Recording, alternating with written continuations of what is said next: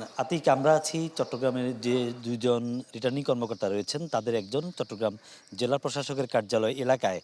এখানে এই মুহূর্তে ফলাফল ঘোষণার যে কার্যক্রম সেটি স্থগিত রয়েছে।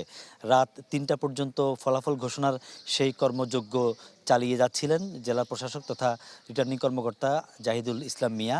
তো ৩টার পর থেকে কার্যক্রম স্থগিত এবং আমরা যতটুকু জানতে পেরেছি যে এই বেলা ১১টা নাগাদ তারা আবার আসবেন এবং এই কাজ শুরু করবেন। যদিও এরই মধ্যে সারা দেশের মানুষ চট্টগ্রাম সহ সারা দেশের ফলাফল জেনে গেছে এবং সরকার কারা গঠন করছেন বা কার কি অবস্থা সেটাও অনেকটা পরিষ্কার হয়ে গেছে।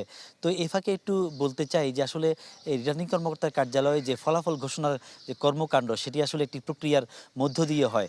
সরকারি যে চ্যানেল সেই চ্যানেলে ফলাফলগুলো মাঠ পর্যায়ে অর্থাৎ উপজেলা বা আসনগুলো থেকে আসতে হয় এবং সে প্রক্রিয়া ধারাবাহিক একটি প্রক্রিয়ার মধ্য দিয়ে যেতে হয়। না হলে তারা ঘোষণা করতে পারেন না। তো সেটা হয়তো একটা আনুষ্ঠানিকতা মাত্র। এ ফাঁকে একটু বলে দিতে চাই চট্টগ্রামে যে ১৬টি আসন এর মধ্যে ১৪টিতে জয় পেয়েছে বিএনপি এবং ২টিতে জয়ের মালা পড়েছে জামায়াতের প্রার্থী। এর মধ্যে জামায়াতের ২টি হচ্ছে চট্টগ্রাম ১৫, লোহাগাড়া, সাতকানিয়া লোহাগাড়া আসন।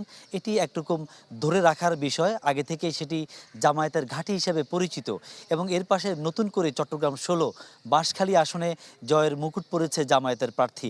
নতুন করে চট্টগ্রামে জামায়াতের একটি অবস্থান পোক্ত হওয়ার একটা বিষয় এই জায়গায় যোগ হচ্ছে এবং বলা যেতে পারে যে চট্টগ্রামে যে দক্ষিণাঞ্চলে জামায়াতের যে অবস্থান সেটি আরেকটু মজবুত হচ্ছে।